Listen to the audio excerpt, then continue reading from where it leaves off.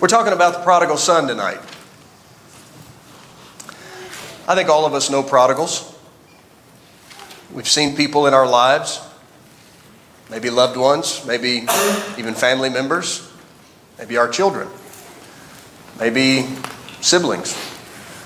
Those who at one time were serving the Lord, worshiping the Lord, and yet now they've turned away from the Lord. That is such an emotional topic, isn't it? Because when people leave the Lord, they're not the only ones that are affected by that decision, are they?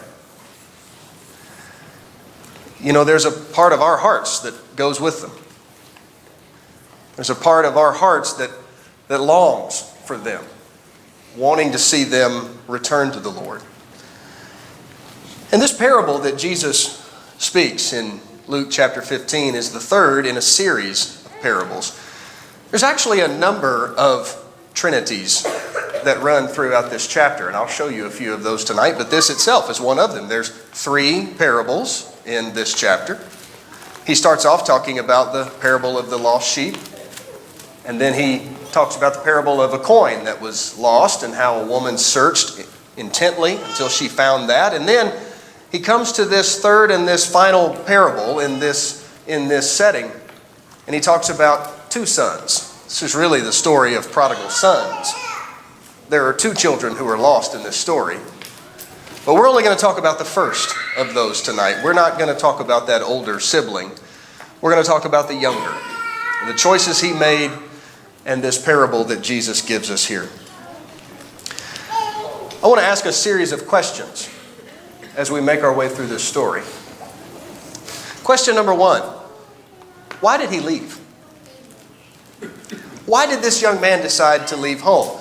Well, we're given the answer. If you look at verse 13, it says, not many days after his father had given him his portion of the estate, it says, the younger son gathered everything together. He journeyed to a far country, and there he wasted his possessions with prodigal living.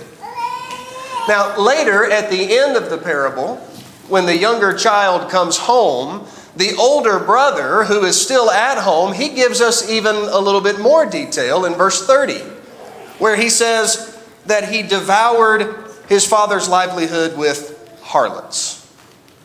Now, there's a lot of discussion about, how did the brother know that? What could he... I don't want to get into that. Let's just say the brother was right.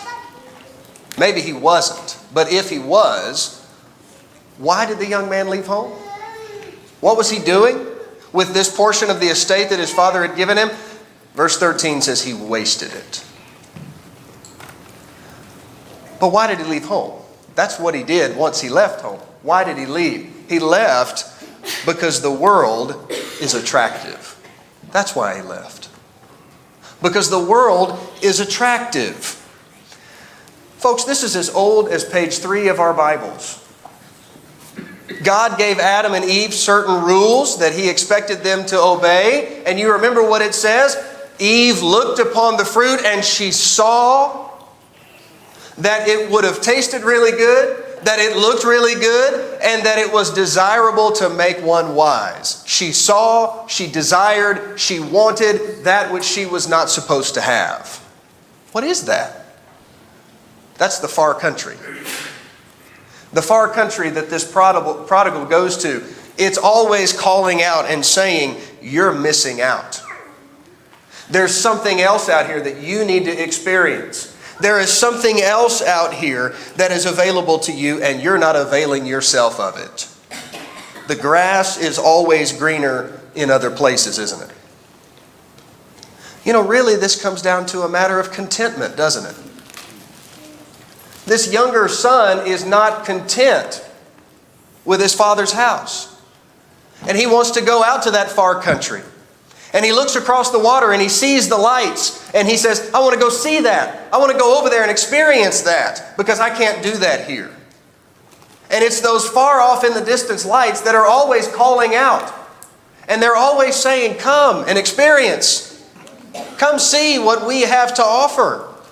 And the son was not content with his father's house. It's a failure to see and appreciate what he has, isn't it?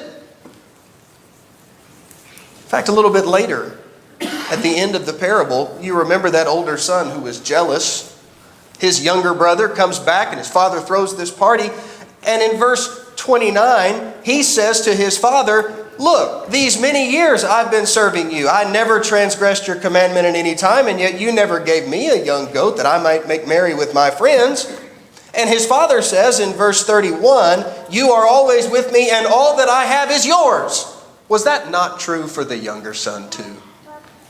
All that his father had was his. But he wasn't satisfied with that. He wasn't contented with that. He wanted something different. He leaves because the allurements of the world are often really strong. Now, we're just talking about this character in this parable tonight. Why do people leave the Lord? That's not the only reason. Not everybody who leaves the Lord does so because they want to go off into a life of profligacy. Not everybody leaves the Lord because they want to go off into a life of wasteful living. But that's why this man does it. And that's why many people, even those whom we know, have done it.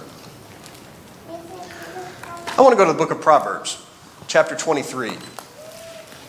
One of the things that is always calling out to us in this world is the temptation to drink. The temptation for alcohol. Proverbs chapter 23. Proverbs 23, I want to begin reading at verse 29. Proverbs 23, verse 29. Who has woe? Who has sorrow? Who has contentions? Who has complaints? Who has wounds without cause? And who has redness of eyes? Those who linger long at the wine. Those who go in search of mixed wine. Do not look on the wine when it is red, when it sparkles in the cup, when it swirls around smoothly. Stop right there and notice what he has said. Don't look upon the wine when it's appealing, when it's calling out to you. Now, you know, when we watch ball games, when we watch TV programs of whatever nature they are, the commercials come on, and those commercials with the alcohol, boy, it just always looks like everybody's having a great time, doesn't it? It just looks like everybody's having a good time, and they're drinking, and they're interacting, and they're laughing and cutting up. And did you know if you buy this kind of alcohol, beautiful women will suddenly surround you?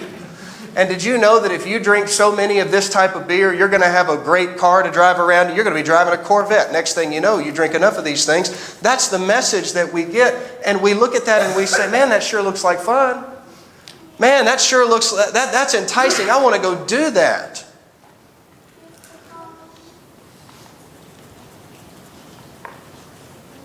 The thing is, we never get the full story, do we? You know, we see the commercials. We see what the commercials offer to us. But we fail to see what Scripture tells us is going to happen. Look at verse 32. At the last it bites like a serpent, and it stings like a viper. Your eyes will see strange things, and your heart will utter perverse things. Yes, you will be like one who lies down in the midst of the sea, or one who lies at the top of the mast, saying, they have struck me, but I was not hurt. They have beaten me, but I did not feel it. When shall I awake that I may seek another drink? That's the saddest expression of all to me in this passage. Let's just get up and do it all over again the next morning. When can I wake up so I can have another drink? He says, if you are drinking, he says, the serpent will bite you. The viper will sting you. You'll see strange things. Your heart will say things that you would never say if you were sober. I wonder how many wives there are out there in the world whose husbands are alcoholics, who come home drunk after they've gotten off work, and they come in and they abuse their wives either verbally or emotionally or even physically. And if they were in their sober mind, they would never say those things. They would never go to the point where they would hurt someone physically, especially their spouse. But alcohol makes them do it. It takes away our judgment. It takes away our sensibility. And the entire time that we're watching those commercials and we're seeing the allurements of that, God is saying loud and clear, stay away from that stuff. He says you'll be like someone who lays down in the middle of the sea. What does that mean? If you want to take a nap, don't try to do it on the surface of the water. That's what it means. Because it ain't going to work. You're going to drown. And you're going to drown in your problems and your sorrows because you think you're finding some relief in that alcohol, but all you're doing is making it worse. Or you're going to be like the person who falls asleep in the mast of the ship. Not exactly a secure place to take a nap, is it? But that's about how much sense you have if you linger long over the wine, he says in this passage. We rarely think this all the way through. We see the enticement. The commercial appeals to us. Our friends, come on, we're going out to the bar. Come on, let's go get a drink. It's going to be fun. We're going to loosen our collars a little bit and we're just going to have a good time. And we say, man, I want to do that. But we don't think about the consequences that may come. Let me give you something else to think about. Turn to Proverbs chapter 6. Proverbs chapter 6.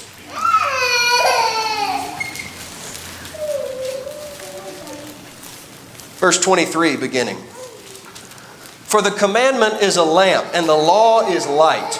Reproofs of instruction are the way of life, to keep you from the evil woman, from the flattering tongue of a seductress. Do not lust after her beauty in your heart, nor let her allure you with her eyelids. For by means of a harlot a man is reduced to a crust of bread, and an adulteress will prey upon his precious life.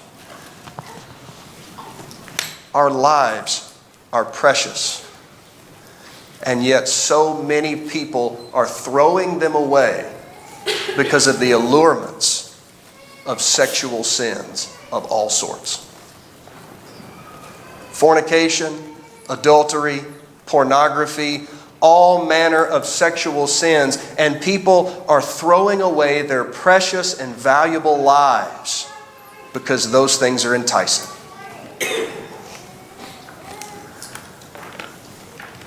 What we need is to stop being so enticed by the world. We need to call these things out for what they are and say this is what the book of Hebrews calls a passing pleasure of sin. Folks, I don't think I'm telling you anything you don't know here already. But you know what? Sin is fun. Did you know that? It's fun. If it wasn't, nobody would want to do it. Fornication is fun. And getting drunk with your friends and acting crazy is fun. That's why people do it. I didn't say it was smart. I didn't say it was a good idea. And children, again, don't leave yours. My preacher said, listen, the passing pleasures of sin, the Bible says. It's pleasurable. It's fun to engage in these behaviors. That's why so many people do it. But that doesn't mean it's right. We have to be able to see beyond what this prodigal couldn't see. And we have to be able to recognize, yeah, the world may be calling out, the world may be enticing, it may be alluring, but I'm not going to go there because that's not where I need to be. That's why he left. The world was calling and he listened. But here's a second question I want to ask you. Back to Luke 15.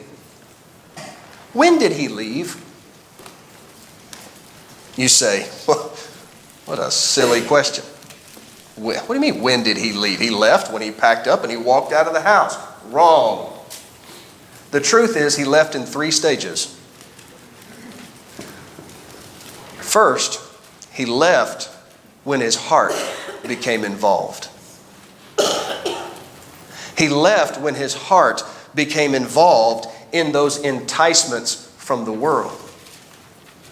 He wanted, he lusted, he coveted, and he wanted to go after it. His heart was leaving already. Folks, that's why Proverbs 4 and verse 23 says, keep your heart with all diligence, for from it spring the issues of life.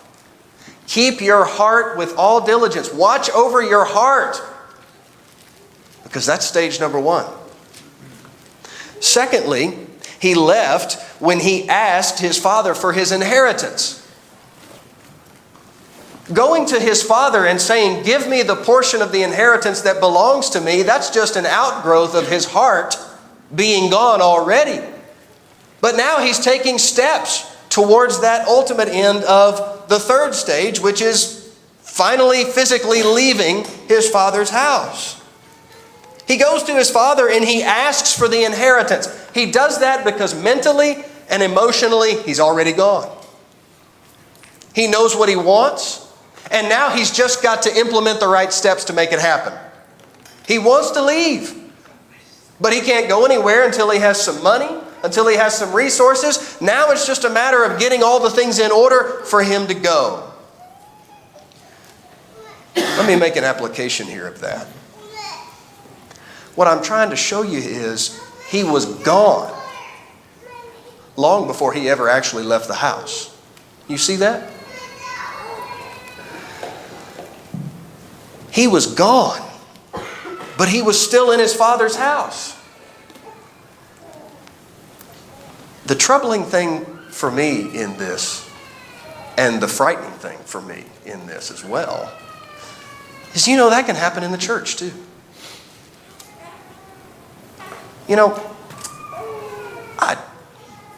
I doubt that this is the case on a Sunday evening, but I suppose it could be, so I'm going to say it. There may be somebody here tonight who is in the house physically, but you're not here. You're gone. You're checked out. This is not important to you. This is not having any real impact or meaning on your life. Maybe you're just here because you're expected to be here, but your heart's not here. Your emotions are not here. They're somewhere else, longing for the lights of the far country. That's where this prodigal was. And this can manifest itself in different ways, I think. Maybe it manifests itself in just a lack of interest in the things that are going on. We're just not spiritually minded, just don't really care about the things that are taking place here. That's one way that this can manifest itself. Here's another way. Here's a person who's interested in spiritual things, even takes those things quite seriously. But you're always critical about the church, about the elders, about the preacher, about something that somebody said. You're always looking for ways to be upset with somebody. What is that? It's another way that emotionally and in our heart, we're somewhere else, and yet we're still in the house. You see that? It's a real danger for us. This prodigal did not just leave, wake up one moment and decide he's walking out the door. This was a progression. And that's the way it is for all of us who leave the Lord. Anybody who leaves the Lord, we don't wake up in the morning and say, you know what, I'm going to go cheat on my wife today.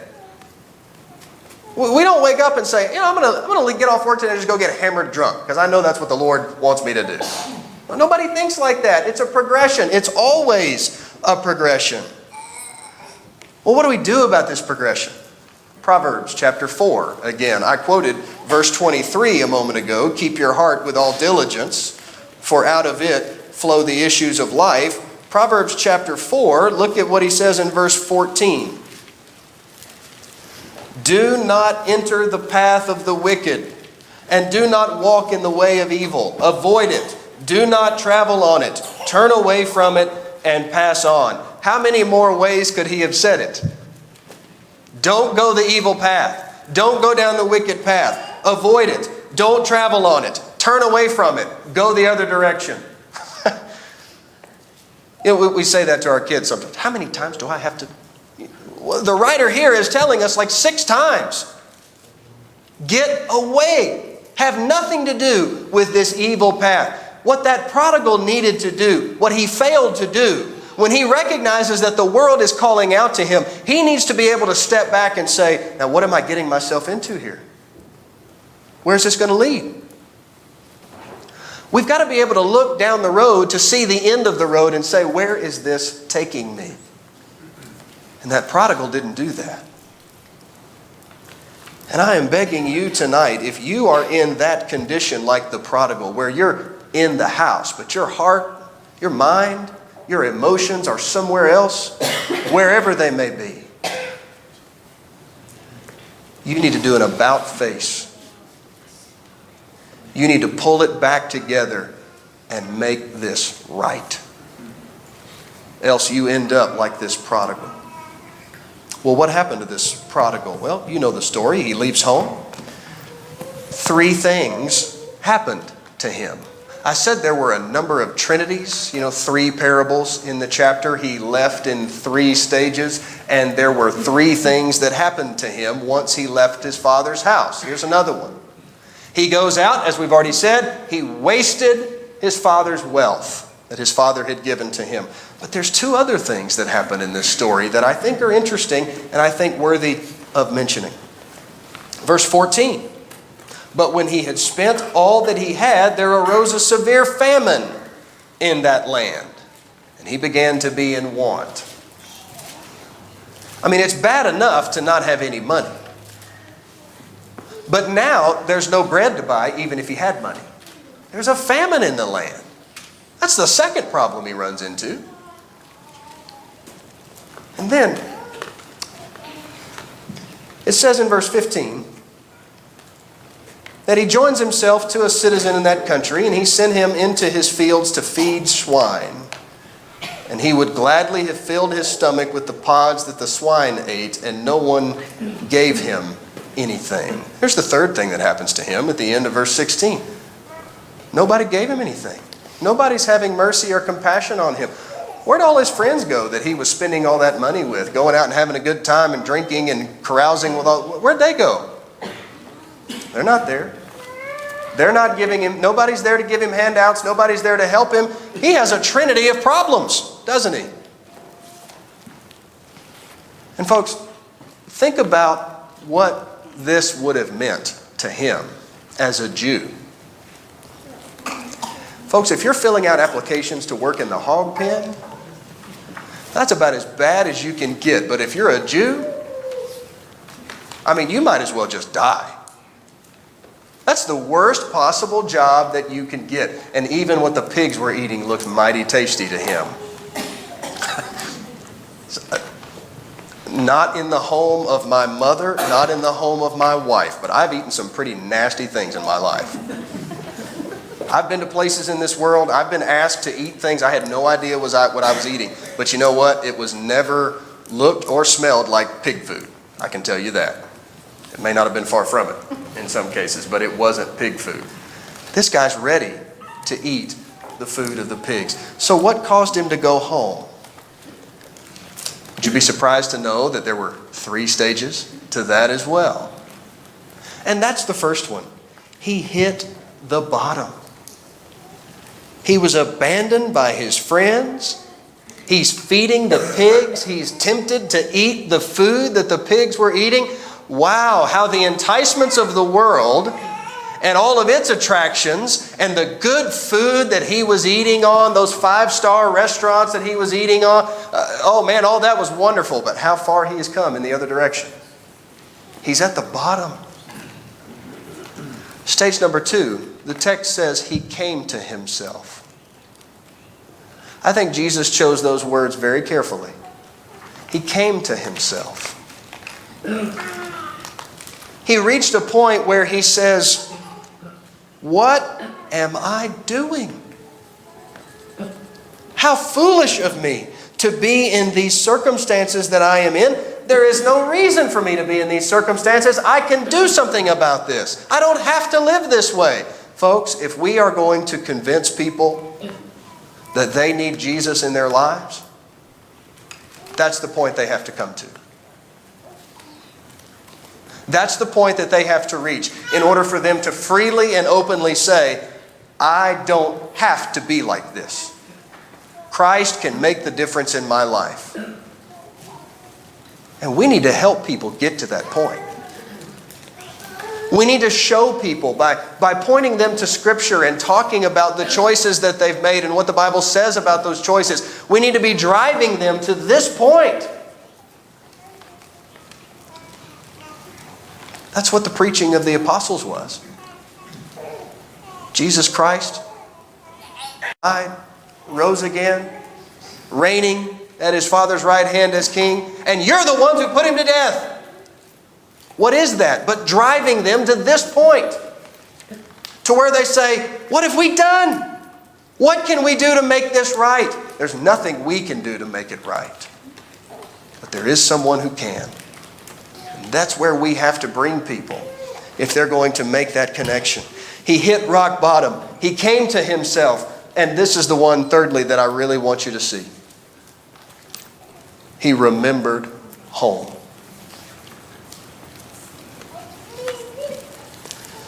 Verse 17. But when he came to himself, he said, how many of my father's hired servants have bread enough and to spare, and I perish with hunger?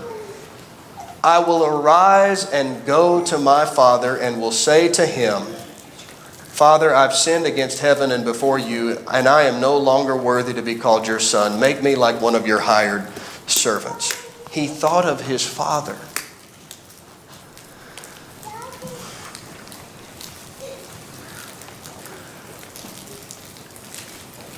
What I want us to see from this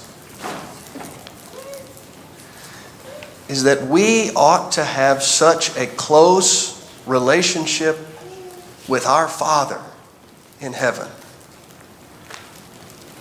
that when we think about Him, we think about home. I want you to think about that. My Father. That's my home. Wherever I am, no matter how messed up it is, no matter how far away from home I've gone, my Father is home.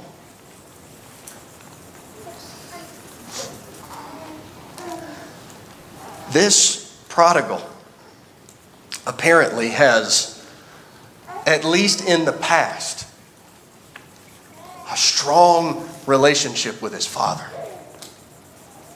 That's who he thinks about.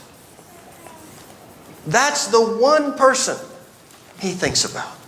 I'm going to go home and I'm going to go see my father. Folks, how do we create that kind of relationship with God that we associate Him with home? We do it through prayer. We do it through reading Scripture and letting God speak to us through the words. We do that through what we're doing right now, through coming together and worshiping and lifting up our voices in songs and being encouraged and saying, this is what I need all the time. And where do I get that? I get it from my Father. And that's where I want to be.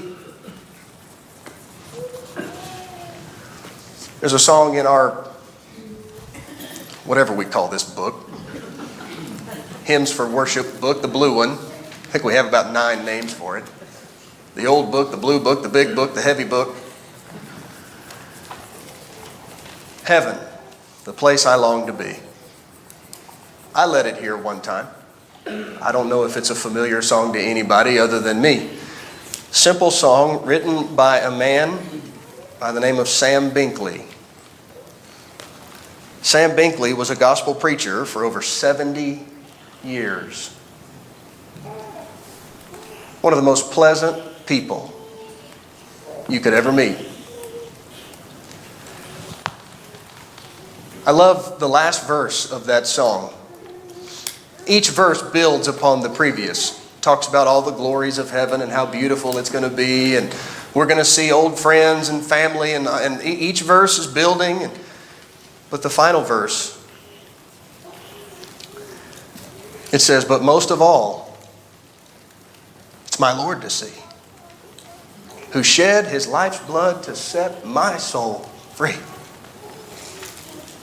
Oh, heaven means so much to me. Yes, that's the place I long to be.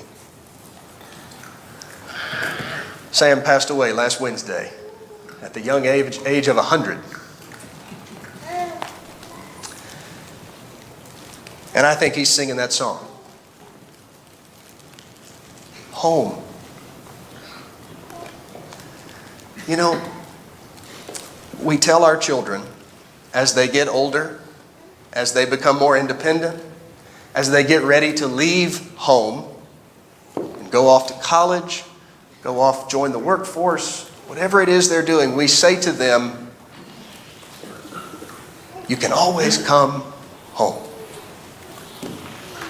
And that's what this prodigal finally recognized.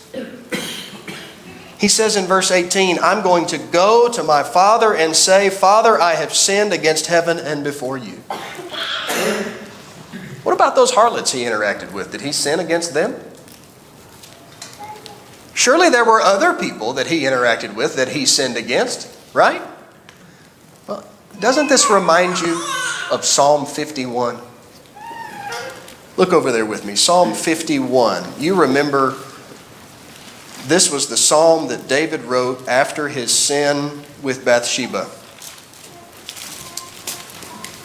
And he says in verse 1, Psalm 51, have mercy upon me, O God, according to your loving kindness, according to the multitude of your tender mercies, blot out my transgressions. Wash me thoroughly from my iniquity and cleanse me from my sin, for I acknowledge my transgressions and my sin is ever before me. Against you, you only, have I sinned and done this evil in your sight. Was that true? That he'd only sinned against God? Well, of course not. He sinned against Bathsheba. He sinned against Uriah. He sinned against the entire nation, in a sense. There were a host of people he sinned against, but ultimately it was God. Ultimately it was his Father. And so he says, against you and you only. You're the one that ultimately matters. And I'm sorry for what I've done.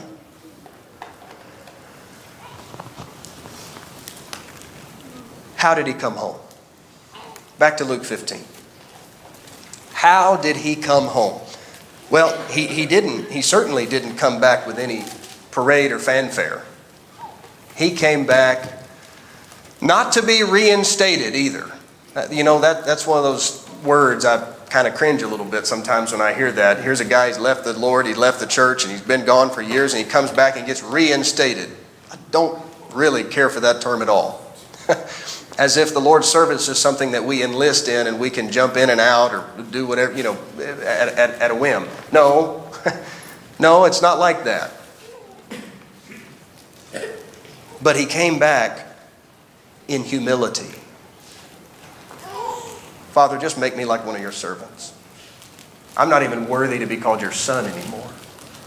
Could you imagine your life being in such shambles that you would say that to your own parents? Don't even call me your child anymore. Just make me like one of your hired servants and give me bread to eat and water to drink.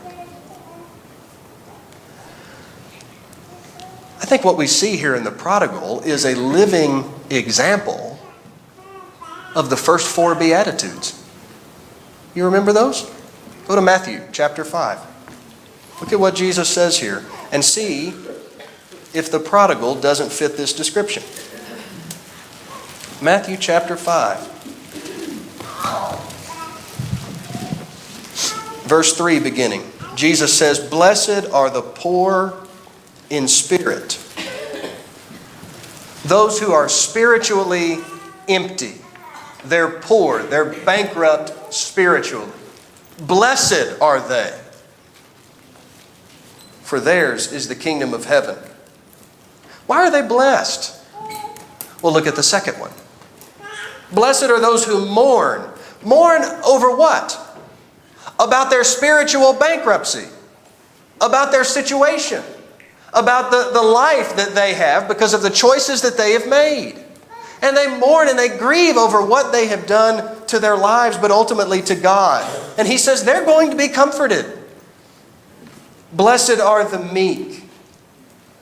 Blessed are those who are humble, who are willing to recognize that they have made some seriously poor choices.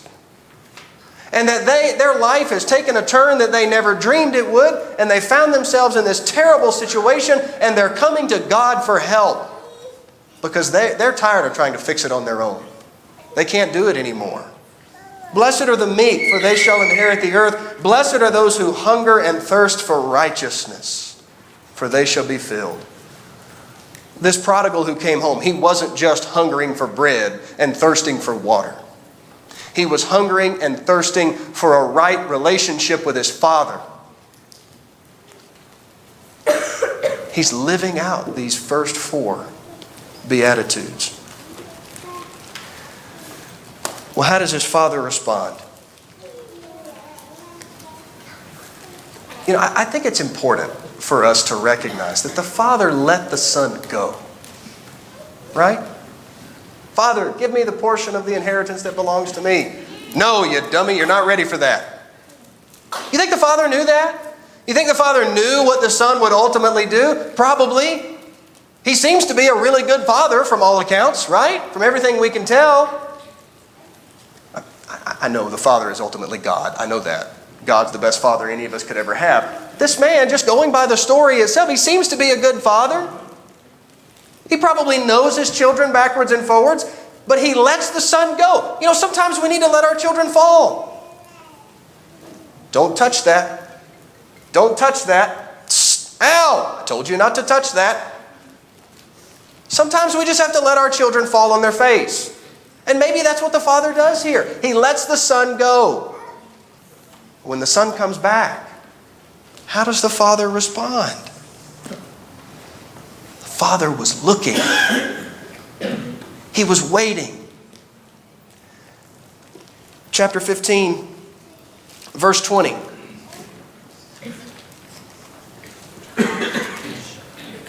When he was still a great way off, his father saw him and had compassion and ran and fell on his neck and kissed him. He did not go to his son and say, "You dummy, I told you this is what you were going to do." There are some moments, husbands, maybe I could talk to us for just a minute and say, there are some moments when "I told you so" should not come out of our mouth. And this was one of those moments. The father doesn't say, I told you this is what you were going to do, that you were going to go out and blow it and make a bunch of bad choices and fall in with the wrong crowd. I told you. He doesn't do that. It's not the time for that. No, this is the time for celebration. I wonder how many days that father stood on the porch of his house looking down the road, waiting, wondering, is that him? You see somebody walking. Is that him? Waiting. Heart hurting for his child. Heart anxious to see his son come home. And when he does, the father celebrates. How does he celebrate? Verse 22. Bring out the best robe. Put it on him. Put a ring on his hand and sandals on his feet, and bring the fatted calf here and kill it, and let us eat and be merry. For this my son was dead and is alive again. He was lost and is found. And they began to be merry.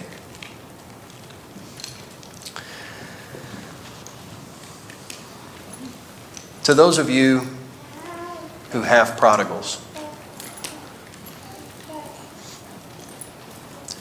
let this story say to you that there is always hope.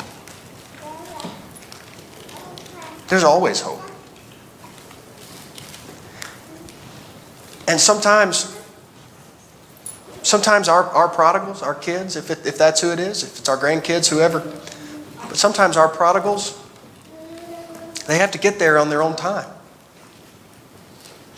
We can say things, we can pray for them, we can We can send them notes and emails and texts, and we can try to stir them on and love to see you at church, and hey, has heard a great sermon, want you to think about this, and that's a good thing. I'm not saying we should never do those kinds of things, but sometimes we just have to wait, and they've got to get there on their own. And I want you to see in this story that it can happen. It does happen. I'm not making any promises to you. I'm not saying it will happen. But it can. Hope is always there. But to all of us, I want to say this. God loves you.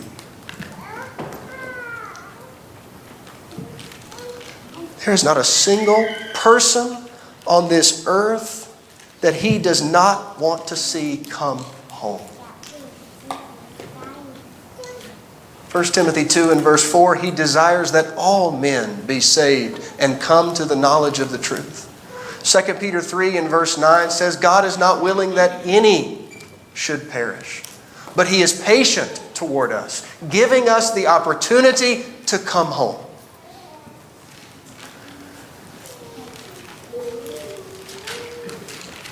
This story,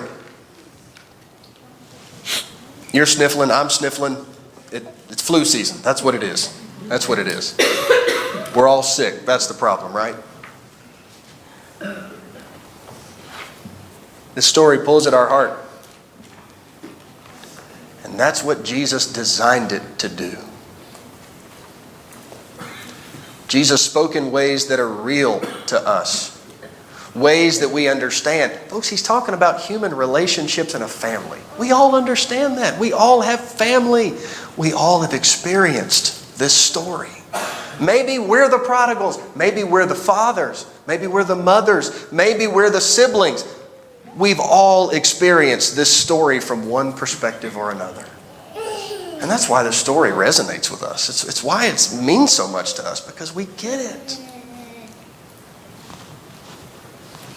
Never, ever question, does God love me?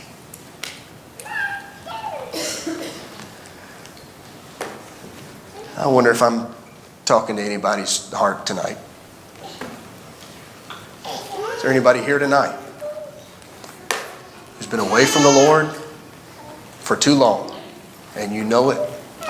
It's time to come home. Why don't you do it tonight? Do it tonight as we stand and sing together. I wandered far away.